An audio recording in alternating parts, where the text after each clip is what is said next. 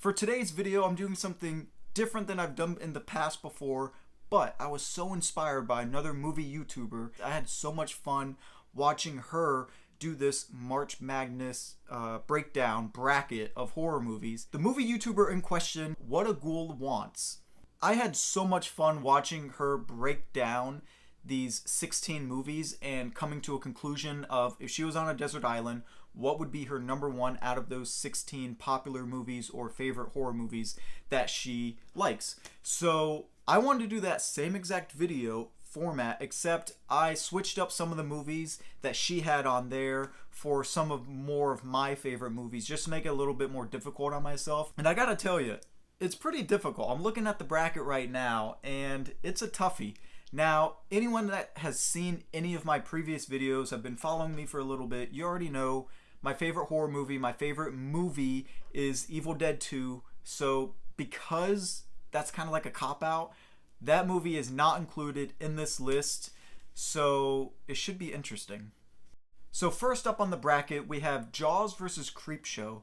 Now, I just want to go ahead and say that all of these movies on this bracket right here are in no particular order. I either thought of a movie or just went online and typed in top horror movies ever and just threw them together. So I really wasn't worried about who was up against who, because at the end of the day, I'm going to have to get to a number one no matter what. But Creepshow, that is a movie that I feel is underrated, and yes, I understand it's different segments thrown together, so it's not truly like a full movie. But you know what? It's my video. I like the movie. Who cares? So I threw it in there anyway. But it's sad that it has to go so fast because it went up against the juggernaut, Jaws. This movie to this day will scare little kids and myself. Next up, we have Psycho and American Werewolf in London. I love both these movies, but werewolves are going to beat out a Psycho with mommy issues. The prosthetics alone with American Werewolf in London, I have to take that into account when we're going up against Psycho. Some people would say The Exorcist is the scariest movie ever made, and it's definitely up there as one of the scariest and just frightening and unsettling movies that you can watch. I myself have only seen it a handful of times just because it's so uncomfortable to watch at times. But when you're going up against Paranormal Activity, I thought about it, and I really don't like Paranormal Activity as a franchise, but that first movie, I gotta give credit where credit's due. That first movie scared the shit out of me the first time I watched it. The first time I watched it, I think I was in like 7th grade maybe, or maybe even 6th. I don't know when the movie came out, 2008. But I was in that early teen range when that first movie came out.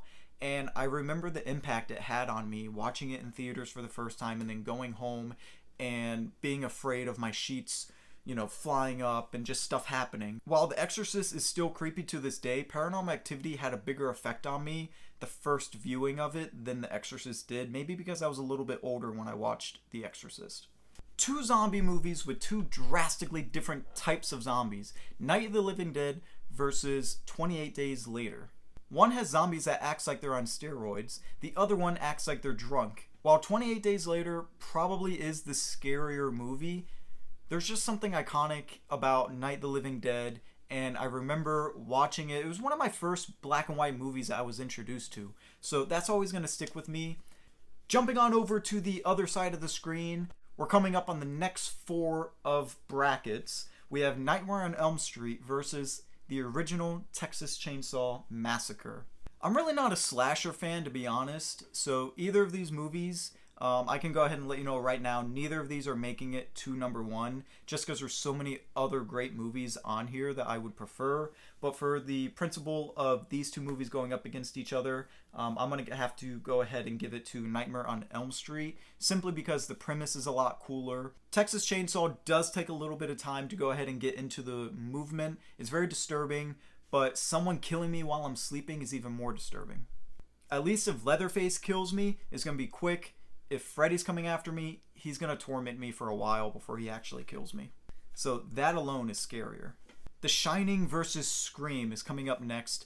And I gave a lot of heat and a lot of hate on the new Scream that came out. And I even gave more hate on number 2, especially 3 and number 4. So really, Scream is the only good movie in this franchise, and even that is just okay. I understand that for some people this is like their all-time favorite horror movie. It's just not for me. It's not even in my top 10 favorites. This movie is just okay. But when you're going up against The Shining, where there is a little bit of that slasher element at the end, but a lot of it is psychological, on top of paranormal and spiritual, that's the type of movie that I vibe with more than A Guy in a Mask. The Conjuring versus Poltergeist. Now, for those who don't know, Poltergeist is the first movie that I remember watching that was a horror movie that scared the crap out of me. But if we're talking about rewatchability and which one I watch more, it's got to be The Conjuring. Poltergeist to this day is still incredibly spooky to me, but The Conjuring does have that scare element factor to it. Not so much anymore once you rewatch it a couple times, but the family dynamic of it, and Ed and Lorraine Warren, portrayed by Vera Farmiga and Patrick Wilson, are just incredible. Their dynamic is awesome. The Conjuring became an instant classic the first time I watched it. Now, because I made this list myself, one of the first movies that came to my head was The Witch. And like I said earlier, I threw it up in random orders. I didn't really care who was going against who. And it sucks that The Witch has to leave so early, because it is a fantastic movie. But Halloween is one of the all-time greats. That is a movie that I watch every year around Halloween time, which I'm assuming everyone almost does. That first Halloween, still 40 plus years later, is a classic. 40 years later, will people still be looking at The Witch the same way they look at Halloween? I'm not sure. Probably not, which is why Halloween has to bump it out of its place, because if I got to take one of those movies to an island, it's going to have to be the one that has stood the test of time. Going back over to the other side, we have Jaws versus American Werewolf in London. And one of these movies does have better visual effects, that being American Werewolf. But the other one still has that rewatchability factor that I can watch it twice a year and not be bored of it. Seeing Brody give that iconic line, "You're gonna need a bigger boat," never gets old. On top of that first time that you see the actual shark instead of Spielberg just teasing you.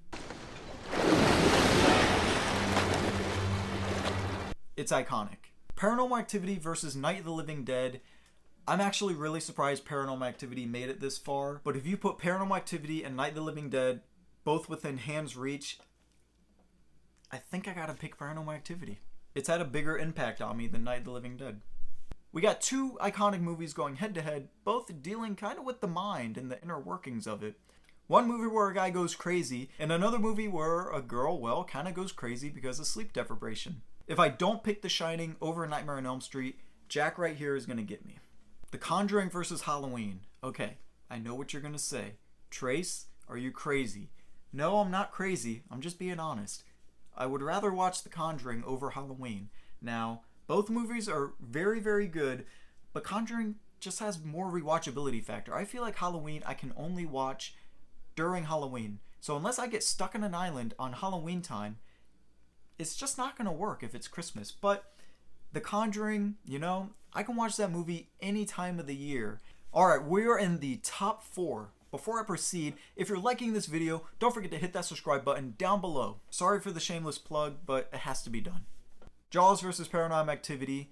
Is it really a competition? Throw that shitty video camera out the window. No one is afraid of that damn demon. Everyone is afraid of that shark. Here's Johnny going into second place. Beating out The Conjuring is The Shining. It's a movie that I was introduced to around the age of 14. And it kind of just stuck with me. And one of the best times at the theater for me was, actually, it was during the pandemic.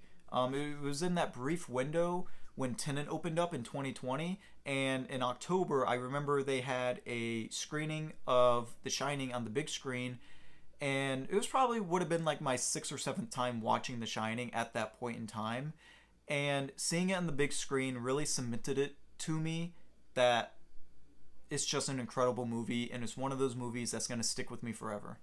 We are at the final 2. This was a tough decision. Jaws I saw at a younger age, so I've seen it more times. The Shining has, to me, more iconic lines and dialogue and scenery, imagery, whatever you want to call it. So it was kind of a toss-up, but at the end of the day, I gotta give it to The Shining. The Shining to me is one of the all-time best horror movies ever made, one of the all-time best movies ever made. It's iconic. It's a movie that I watch every year. I need to watch it around Halloween time, or else it just doesn't feel like the spooky season. And I know what you were thinking earlier. Trace, you just gave shit to Halloween because you said that it takes place at Halloween time. Yes, I did say that, but while I need to watch The Shining around Halloween time to make it feel like spooky season, that doesn't necessarily mean I can't watch it whenever during the year and just have a damn good time with it. So there it is, ladies and gentlemen. My number one horror movie showdown, besides The Evil Dead 2, was The Shining. So I hope you enjoy this video. I'm going to go ahead and pass along the same message that What A Ghoul Wants gave to her audience. If you thought this video was fun and you want to do it yourself, keep it going. Snarare det är också bunset.